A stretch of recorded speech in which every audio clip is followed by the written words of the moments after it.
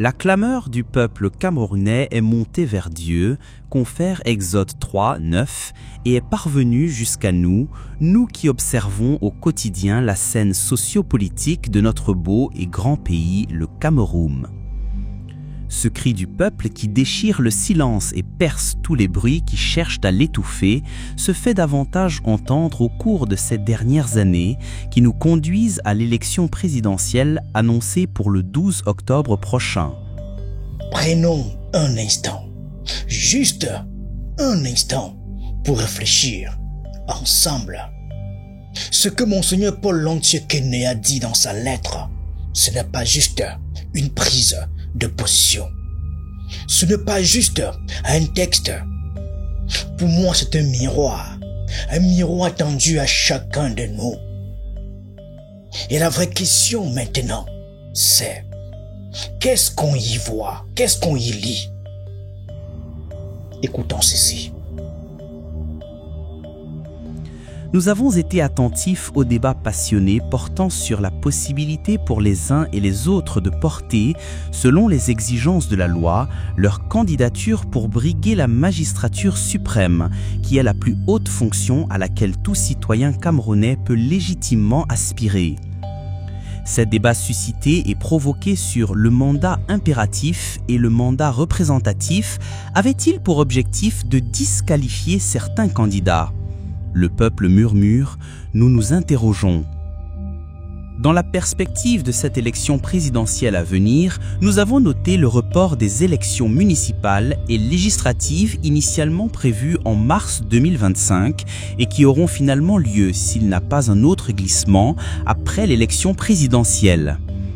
Ce report était-il motivé par des calculs à des fins politiciennes et stratégiques? Le peuple murmure, nous nous interrogeons. Nous avons enregistré 83 candidatures à l'élection présidentielle prochaine. Ce nombre record est-il le signe de vitalité démocratique? Révèle-t-il une banalisation de la fonction présidentielle ou plutôt le désir que nourrit une large frange des citoyens camerounais pour l'alternance et le changement?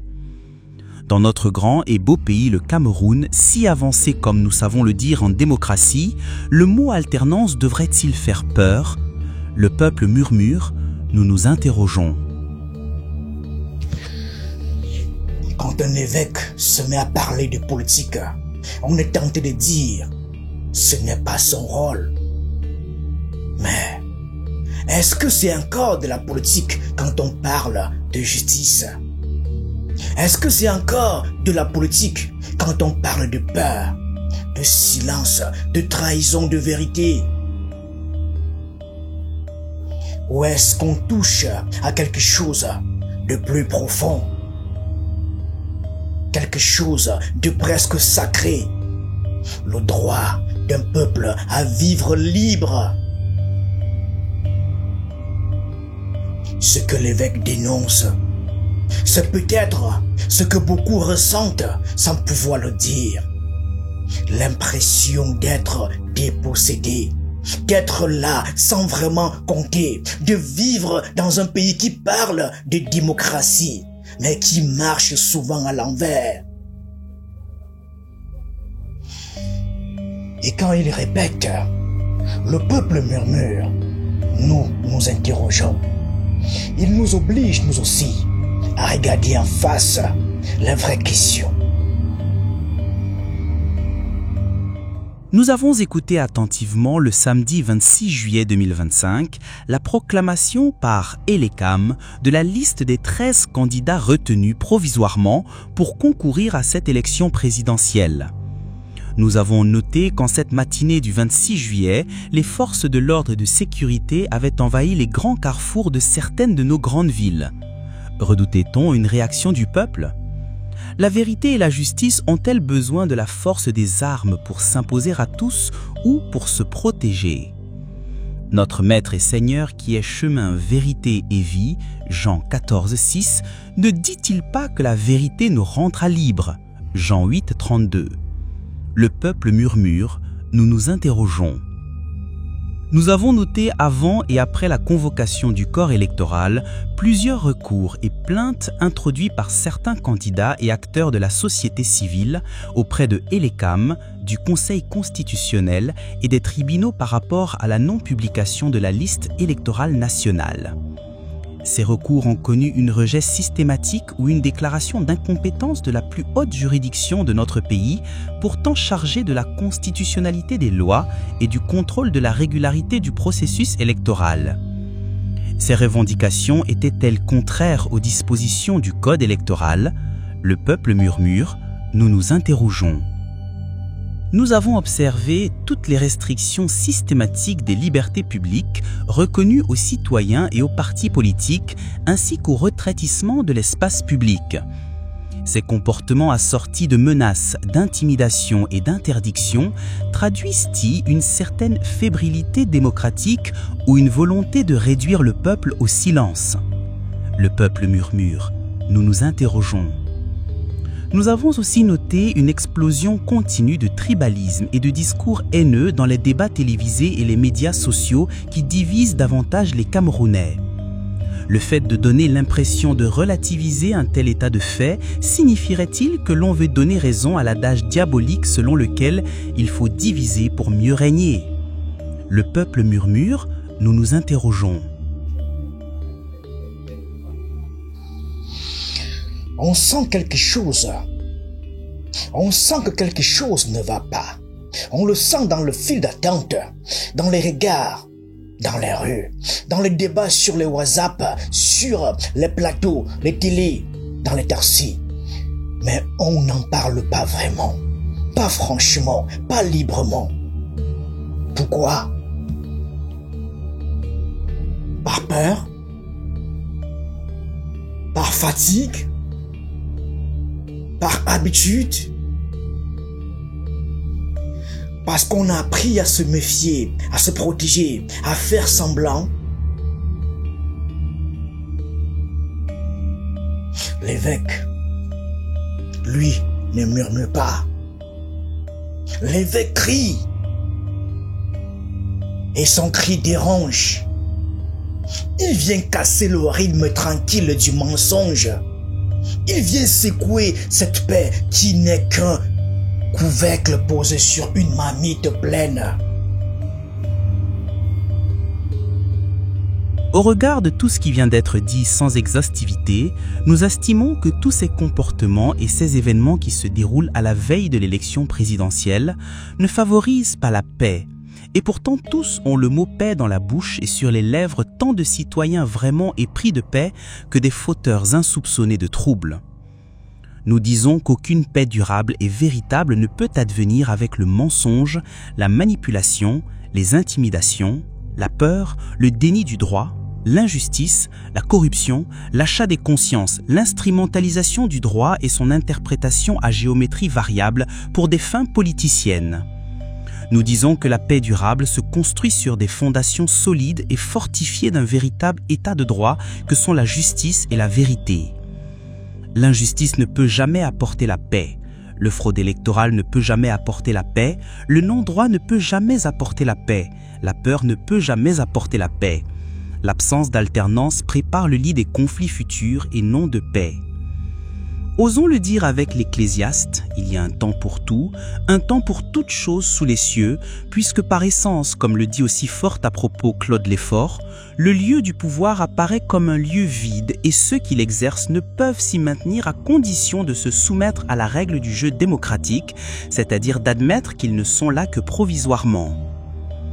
Oui, il faut le dire, l'alternance en démocratie est un très grand bien pour une nation car elle permet le renouvellement pacifique du pouvoir, empêche la confiscation du pouvoir par un seul groupe, renforce la légitimité des institutions et donne aux citoyens le sentiment d'être véritablement souverains. C'est une vraie question. Parce que souvent, quand on parle, quand on dénonce, on est vite accusé. Qui est contre? Tu es contre le pouvoir, tu es contre le Cameroun, tu veux s'aimer le désordre. Mais non. On peut aimer un pays et vouloir mieux pour lui. On peut aimer un peuple et refuser qu'on l'endorme. Ce que Monseigneur Lantier Quenet rappelle ici, c'est qu'il n'y a pas de paix sans vérité, mesdames et messieurs.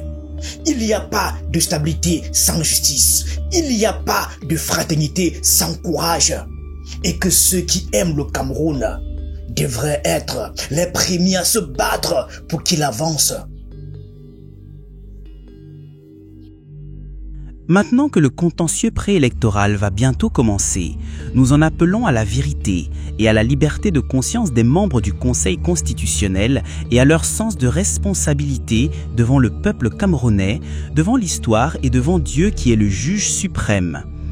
Nous les appelons à ne dire que le droit et rien que le droit, à rendre justice et rien que la justice, loin de toute influence politique, administrative et partisane, par fidélité au serment qu'ils ont prêté, de telle sorte que le peuple ait vraiment la nette impression que la justice a effectivement été rendue. Et comme le dirait Lord Haworth, la justice ne doit pas seulement être faite, elle doit aussi être vue comme étant faite. Nous disons que c'est aussi ainsi que la paix régnera dans notre pays, et avec le psalmiste, nous proclamons « Amour et vérité se rencontrent, justice et paix s'embrassent » Psaume 85, 11. Nous voulons la paix, mais pas n'importe quelle paix, la paix dans le droit, la justice, la vérité, la lumière et l'amour, confère 1 Corinthiens 13. Tant que la raison du plus fort sera la meilleure et que celui qui gueule plus fort aura nécessairement raison, tant que dans notre beau pays, le Cameroun, il y aura une société à 2 vitesses, tant qu'il y aura 2 poids et 2 mesures, tant que tout cela et bien d'autres encore existeront, tant que le droit de la force prendra le pas sur la force du droit, le peuple continuera de murmurer et nous nous interrogeons. Tant qu'il y aura une société à 2 justices, on aura beau parler de paix, prier pour la paix, plaider pour la paix, ce ne sera que mensonge, comédie, hypocrisie et duplicité. Le peuple continuera de murmurer et nous nous interrogeons. Dans sa lettre, il y a un mélange rare, un langage spirituel et une lucidité politique, une tendresse de pasteur et une colère digne des prophètes. Et c'est peut-être ça qui dérange. Quand un évêque sort du langage doux pour dire des choses dures, quand la parole d'église sort de l'autel et entre dans la rue.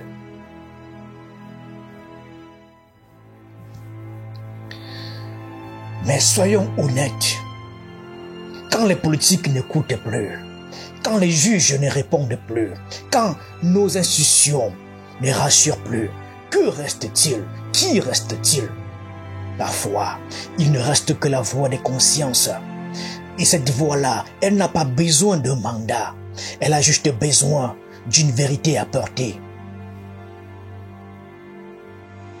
Donne-nous, Seigneur, notre Dieu, de ne point avoir peur de hurler à la face de ce diocèse que tu nous as confié pour le plus grand bien de ton peuple et au nom de ceux qui ne peuvent pas hurler.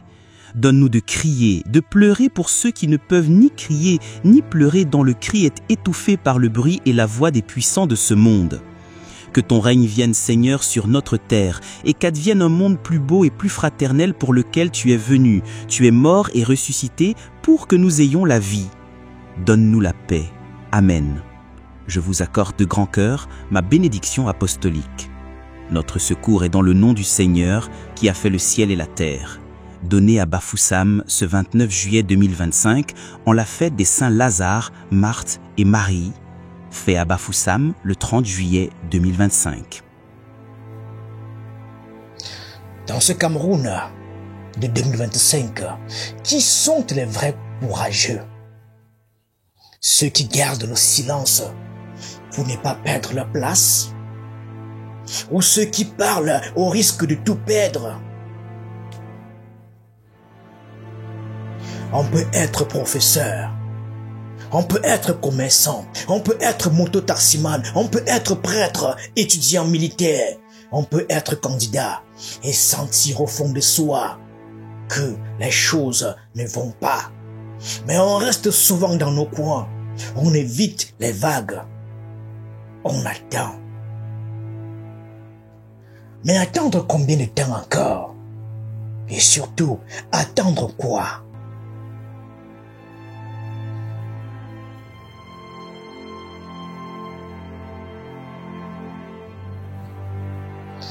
La lettre de Monseigneur Lontsiekene ne va peut-être rien changer pour le moment. Peut-être qu'elle va juste passer comme tant d'autres. Mais ce serait une erreur. Ce texte, il faut le lire, le relire, le méditer. Pas pour l'applaudir, pas pour polémiquer, mais pour se poser les vraies questions. Chacun dans sa vie, dans sa famille, dans son quartier.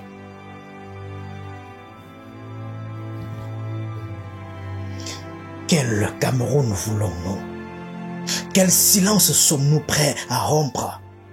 Jusqu'où irons-nous dans la résignation? Ou bien allons-nous enfin nous parler honnêtement, sans peur, sans haine, sans tribalisme?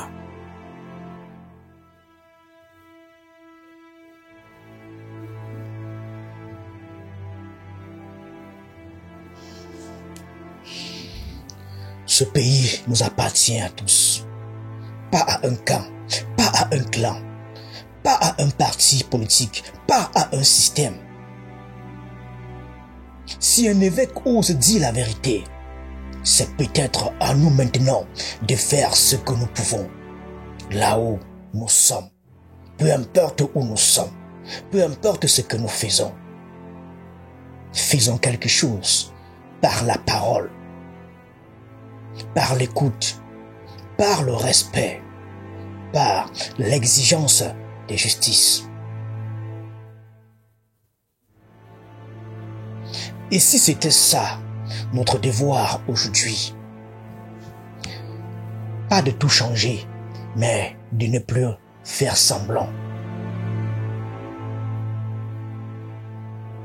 Merci à vous d'avoir pris le temps de réfléchir avec moi.